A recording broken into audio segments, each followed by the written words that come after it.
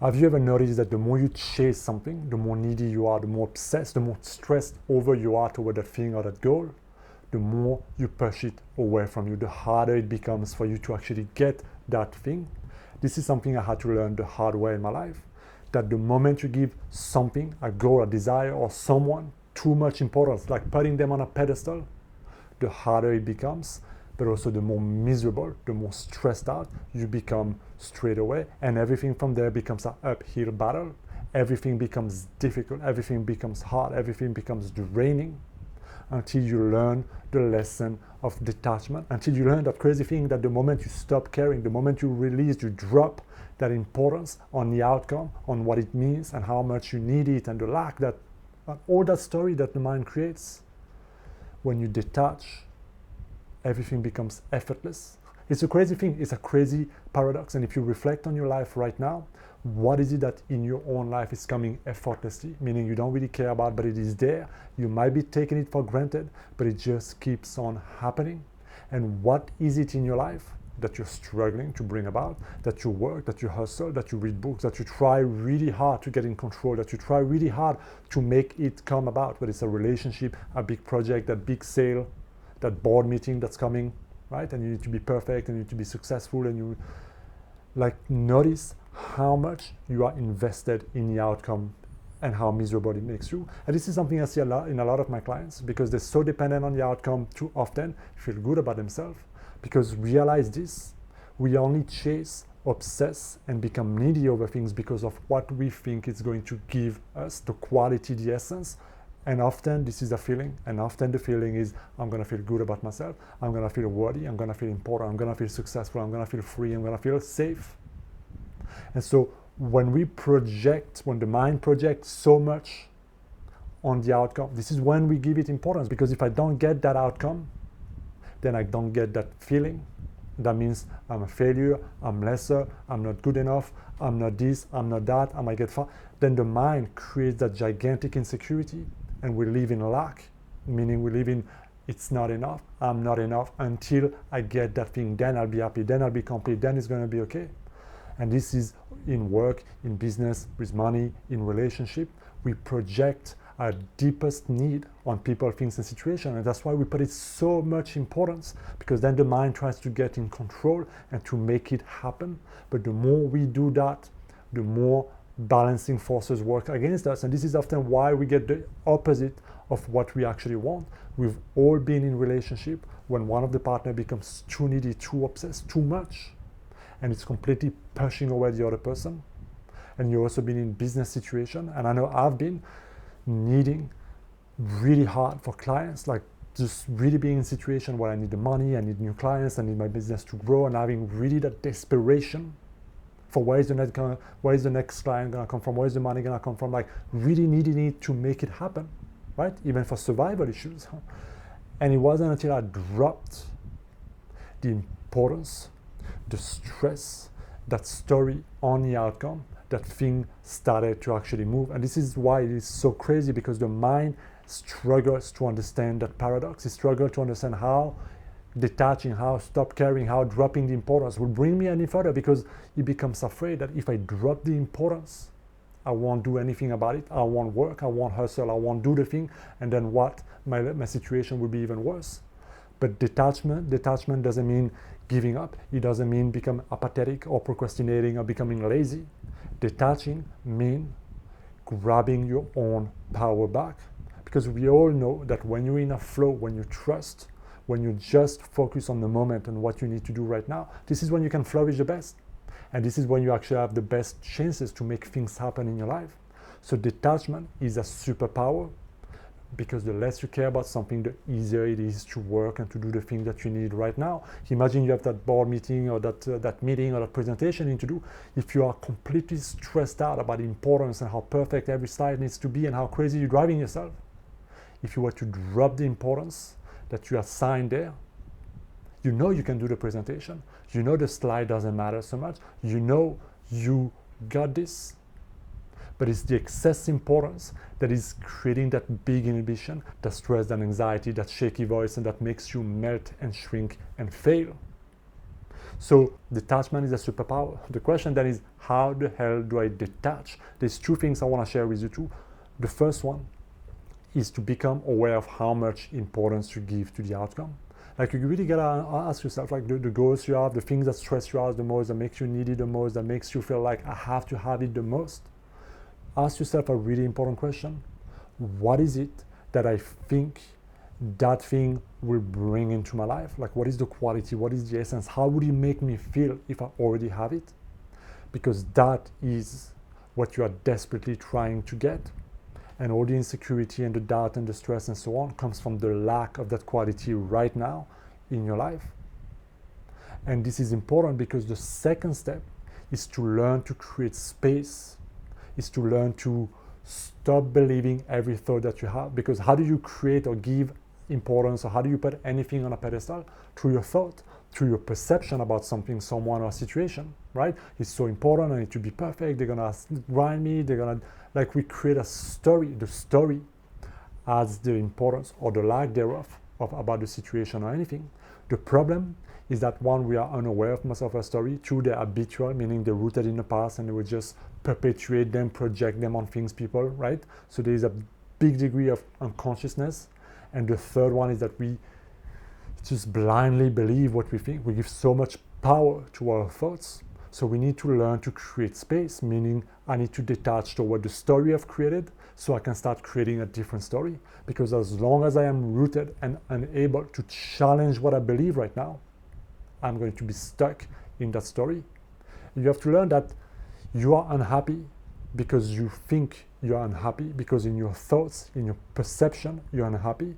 If you're struggling financially, it's because somewhere in your perception, in your belief, in your subconscious way of representing your life, you are struggling financially. So you can have everything that you want to be happy in your life right now, but if the story you tell yourself, if what you focus on is always about how things are missing and lacking and not good enough, you will always feel and live as if it's not good enough and stressful and I need more. Because you haven't broken through the story, through the narrative, you are still inside the story, struggling. And so if there is no detachment from the story, you will always lead according to what you think about. This is why the strangest secret in the world is you become what you think about. So the question then is, how do you practically learn to make space in what you think, to challenge those thoughts so that you can start thinking greater? And this is something I want to learn, something I've learned through the course in Miracle. If you don't know what that is, you can Google it or ask ChatGPT or whatever. It's a 1-year program. Every day you have a different lesson, and this is basically helping you end the suffering, but also master your mind in a certain way, right? Helping you understand just how insane we can drive ourselves to our own thought. And the first 2 weeks of the course is all about creating that awareness that my thoughts are driving me insane.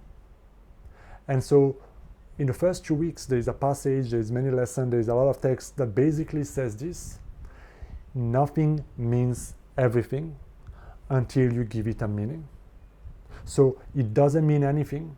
It doesn't mean what I think it means. If you look at a situation, if you look at the board meeting, if you look at money, if you look at that dating experience, if you look at that thing that is creating that challenge right now and the thoughts you give to that thing, how do you create that distance? Is by challenging the story, by noticing it, and by telling yourself, it doesn't mean what I think it means. It doesn't mean what I imagine it means in my imagination. If I fail that board meeting, if I lose my slide, if my slides are not perfect, if I don't get that big client, if I don't make that amount of money, or if it doesn't mean what I think it means.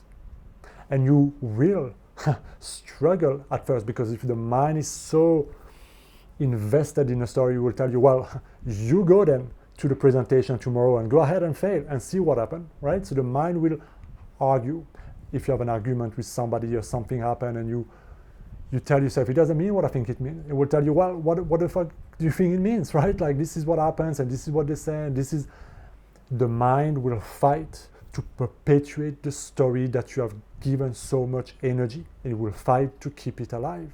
And this is why you're so invested, because you're fighting for your own misery, you're fighting for your own struggle, you're fighting to reaffirm what you know to be true in your thought. And so you're thinking in the past because all your stories, all your thoughts, all the meaning you give into things come from your past thoughts. And so this is what the Course of Miracles is teaching you, is that you're thinking in the past. So you don't see things as they are now. You see it based on all the accumulation of thoughts that you have. And so you're so attached to those thoughts and those stories and those beliefs that you live what you believe. So to learn to master detachment is to learn to master your thoughts, to learn to master that no matter what happens, I can challenge the thought I created about anything. It doesn't mean anything but the meaning I choose to give it. And one powerful story, one powerful book you can read is about the story of Viktor Frankl, right? Man's search for meaning, and how he overcome the most brutal experience in life, being in a Holocaust, death camp and so on during Second World War, and how he changed the meaning of that experience. And the book is so powerful, it's absolutely beautiful, and he explained how he survived and how some people, the moment they lose meaning or purpose, they struggle and end up very badly. So we get to choose what things mean, and you will never be able to detach and drop the importance on the outcome if you cannot take control about what the outcome means for you. If you continue to think that if I don't make enough money, or if I'm not a success in my business, or if this is not happening, then I'm not good enough, then I'm lesser, then I have nothing to... If you keep letting those subtle unconscious thoughts go by without noticing the insanity of those thoughts, you will continue to be attached to those thoughts, you will continue to live and prove them right. But the moment you notice that, whether I get that client, whether I make that money, whether I have more or less than other, it doesn't mean what I think it means. It doesn't mean anything about me. It doesn't mean anything about my ability to create and have and do what I want. So this is something you can apply for about anything in your life, is the power to create your perception. Because if you go on a date and you create that big story of how she's perfect and this, and I need to do this, I need to be that, otherwise she won't love me, and blah, blah, blah. That story only means something if you think it means something. But then when you start to notice that, and you start to challenge the story, and you start to tell yourself it doesn't mean what I think it means, I can be loved, I can be appreciated, I can be in a beautiful relationship for who I am now, without the money I can bring, without being perfect, without being nice, without giving up my needs. This is true freedom, because then you stop chasing the outcome to feel free, to give yourself the thing that you needed the most. Now, through your own perception, through letting go of these old thoughts, by detaching and then creating a new story, you get the power back. And I get it that this is it's a simple but not easy process, because there's a lot of things happening in your mind, and there's a lot of story, there's a lot of belief, a lot of thoughts, and if nothing means anything, then the mind can go a bit crazy. But this is the process of self-growth, and this is the process of personal freedom. Letting go ultimately is about being able to let go of the story, or at least the attachment to the story you created about anything that creates suffering in your life. Because the moment you do that, then there's a possibility for that thing to be seen in a different way, and then everything becomes possible. Let me know what you think down in the comments, guys. As always, hit that subscribe button. I will see you next time. Be well.